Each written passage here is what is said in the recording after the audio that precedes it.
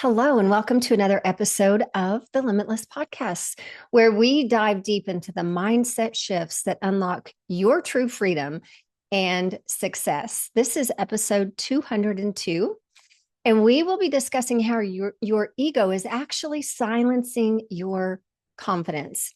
And as I have really come to understand the ego more and more and how it has helped my personal growth and development, I want to share that insight with you. And this is what I share with my clients as well.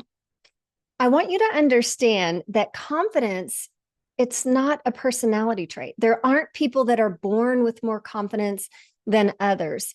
Confidence is actually a byproduct of your internal belief system. So if you see people that you know, or maybe that you see on social media or people in your world, and you're thinking, oh my gosh, they've got so much confidence, that's because they've probably done some work on their internal belief system. And as I personally have shed some of those stories, a lot of those stories, my confidence has grown more and more. And you will see that in yourself as well. But the reason why most people don't feel confident isn't because they aren't capable. You have that within you. You are whole and complete as you are. We just need to learn to detach from the stories of the ego. And it's really because our ego is speaking so much louder than our heart and where our heart is leading us. So today we're going to expose the ego, how really the ego is destroying your confidence and what you can do about it, right? We can have all the knowledge in the world, but unless we start to embody the principles, there will be no change. So I'm going to give you all the knowledge, and then I'm going to help you really apply it and teach you how to embody that. What is the ego's role in confidence destruction? I want you to understand the why behind it. Ego, it really was created from us as a survival mechanism designed to protect us.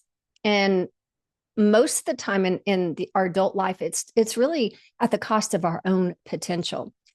Our ego, I want you to understand what we believe our ego is. Like, we will see people who are arrogant and all about themselves, et cetera. That is ego too. That is ego. And I want you to understand the reason why we see the arrogance, the reason why we see overzealousness or someone who is all about themselves, it's the story. It's the story that's being told to themselves by the subconscious mind, and they're overcompensating in some way. So the ego is designed to protect us. But you can see just by the example of someone who's extremely arrogant, it's at the cost of their own potential, right? Because someone who's arrogant and all about themselves, we really are put off by that person. But the ego has so many different aspects to it that we're going to go into. The ego, it really is your enemy. And it's because it keeps you playing small and it keeps feeding you lies. And what I mean by lies are stories that don't serve your highest potential, stories that aren't true. I want you to understand this. Even the stories that you have been playing out for maybe 40 years or more, and you're accustomed to those, sometimes it's very, very hard for us to go, how is this not my truth? And I want you to understand it is not your truth, because the ego tells us stories of lack. The ego tells us things like, I'm not ready to step into this role. I don't know enough to step into this role. Who am I to be doing this, right? That imposter syndrome. And those are just old stories, old programming from situations, circumstances, and people in our childhood. Let's look at the 3 hidden beliefs that run the ego's game. These are so powerful, and I want you to go back to these time and time again. And again, it's not just looking at and having the knowledge, it's actually embodying this. So if you're really ready to dive in and do some work on this, you have to understand what the ego's game is. There are actually 3 hidden beliefs that the ego tells us constantly. It's constantly whispering stories of lack, constantly.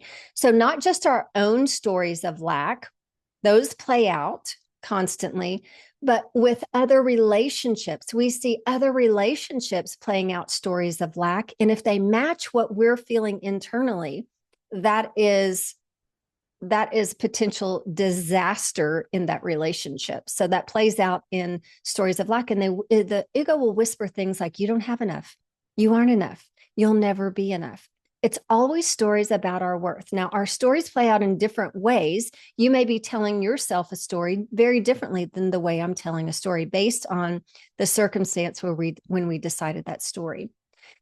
The stories of lack really keep us in a place, especially as women, in a place where we're stuck in comparison, we're stuck in self-doubt, which leads to inaction. And we know that we can never reach our goals when we're stuck in that cycle of comparing, and inaction. It will never happen. So you have to change and shift those stories. And you can shift those stories really by recognizing the abundance of who you are. You are true abundance. And if you want to practice abundance, one of the things that I think really helps with my clients is when you look around you, just look around you right now and notice all the things around you. Everything around you is just the outpicturing of abundance of things. They're not truly abundance, but they're the outpicturing of abundance. So just like abundance isn't money, money is just an outpicturing of the story that we tell ourselves that we are abundant. So if you look around, just look around your room right now, there is no lack.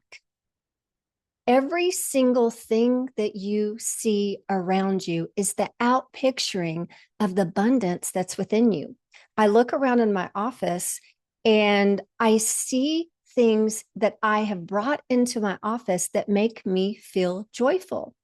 That's abundance. I have plants all around me because I love to look at greenery. I love to look at the beauty of God's creation. The way that I decorate my office is an outpicturing of the abundance within me, those things that bring me joy. I want you to start looking at things around you from a state of abundance. If you look outside your window or you go outside, what are the things around you that bring you joy? Those are abundance. That is abundance. God's creation is abundance. So recognizing that abundance around you and tuning into the gratitude of right now. The gratitude of right now. I gave a podcast a few episodes ago about not living in a state of when. When this happens, then I'll be grateful. When this happens, then I'll feel abundant. It's recognizing that around you at all times and understanding that you are already whole. You are already whole. The ego is just talking louder than your heart, where your heart is leading you. So recognize that abundance, tune into the gratitude, start focusing on all the wonderful things in your life right here, right now, and understanding that is the wholeness of who you are already. The story of lack. That's one hidden belief of the ego. The second one is the attachment trap. Oh, this is a good one. This is such a good one and is such a trap for so many of us. The ego attaches our identity. That's what attachment trap is. Our identity to people, places, or things. And see if you can identify with what I'm about to say. So an example would be, if I lose this relationship, I will lose my worth. And so we stay in a place of fear of losing that relationship. If I lose my title, I will lose my worth. I will be so embarrassed. If I lose my income, I will lose my worth. People know me by the income that I make. If I lose my job, who am I? Is this resonating with you? And that really is how attachments will prevent your confidence. How can you have confidence when you're always fearing losing something? an attachment that defines your identity. We have to release ourselves of attachments. So it makes us fear things. It makes us fear things like failure. It makes us fear things like rejection, and which really keeps us from that desire of the success that we truly want and having that peace in our life right here, right now. So you can shift this by recognizing that confidence doesn't come from any external thing. That is not your confidence. It doesn't come from external validation. It doesn't come from a relationship. Confidence actually comes from within, and learning to detach from all of those attachments. That's some inner work now.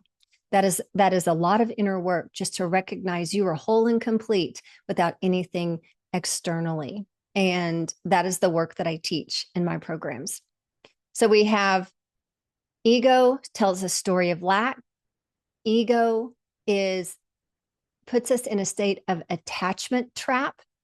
And ego also gives us the illusion of control. This was a really, really big one for me, is recognizing that on a deeper level, I never had control in my childhood. We were moving from place to place constantly. I was going to different schools, and I felt like my life was out of control. So in my adult life, I try and control situations. And the ego wants control. It's either believing that we are powerless or that we need to control others. So it goes in either way. So you can feel extremely powerless, or you have the need to control situations, to control people, to control circumstances. And so it gives us that illusion that we need to control things to feel safe. This is very fear-based. And it's a fear-based decision-making instead of being able to make decisions intuitively. Intuitive decisions are very heart-led, very heart-led. I have been practicing being more heart-led than my thoughts leading me, thoughts of fear, etc. And it hasn't led me wrong at all. And so heart-led really gives you that inner confidence instead of fear-based decision-making. So you can really shift this need for control or illusion of control just by releasing the need to control. Recognizing when you are in that state where you're feeling completely out of control and you need to control the situation, control the person, you go into a very fear-based. You can probably feel it in your body when you're in that space. I can actually feel it in the pit of my stomach around where my solar plexus is. And we have to learn to surrender to trust that we don't need to be in control. We're okay. We're really okay. And learning to lead from that inner guidance instead of from that fear-based mentality. So those are the three ways that the ego is running the show. Those are the three hidden beliefs. And so watch out for those. Watch out for those in your life. And maybe this would be a great opportunity for you to write those three beliefs down and think about situations where that drives your show, that really drives you in an unhealthy relationship with yourself and with the ego. So let's reclaim the confidence from the ego. It's really, you got to stop listening to the ego and giving it power and start trusting your heart. The steps that you can take to really shift that is just notice when the ego is running the show. So that's the first step, is the awareness, right? And that's why I recommend journaling out those three beliefs of the ego and how that tends to run your show. Notice where you have an attachment and separate from the story and recognize that that story is not you. That story really is not you. Anytime we have an attachment to something that's a fear-based attachment, it's not you, my friend, because we don't operate from a place of fear. The ego does. Rewrite the narrative, replacing I'm not ready, stories like I'm not ready, to I was born for this. And my friend, I want you to know, if it came from your heart, you were born for this. That is why you're here. When I started listening to my heart, that tug in my heart that is when everything became in alignment for me. And I recognized I am born for this. I am born for what I'm doing today, that listening to my heart. And then go into action. Confidence doesn't come from knowing, it actually comes from doing. The only way that you are going to grow your confidence is rewriting that narrative. Release the attachments, become aware of the narrative that's playing out, and get into action. Action is where the stories are going to show up, where the ego will show up. And that is where you can go, no, no, no, not today. Not today. The ego is fear-based, and I am whole and I am abundant. I want you to understand that confidence is already in you. The only thing that is in your way right now is the outdated programming of your ego. It's time for an upgrade. That's all it is. And we will be in that constant state of upgrading our programming for the rest of our life, because there's layers upon layers upon layers. Ask yourself, where's my ego keeping me small? And how can I shift it today? I want to invite you to go deeper. Go deeper. And whether it's my coaching program that you're ready to dive into, I want you to know when you are ready to dive in to, I have Becoming Limitless, where we shift all things of the mind, whether it's your business, whether it's the way that you manifest your marriage, whether it is the way that you sell products. It's all thought life. It's 100% thought life. If you're ready to dive in, it's time to do the work. And you will not regret, you will never regret changing your thoughts to the truth of who you are. Here's an affirmation that I want to share with you. I'm confident because I trust myself more than I trust my fears. You are whole, you are complete, you are abundant. Don't allow the stories of fear to control your life. I love you. I believe in you, and I'll see you next week.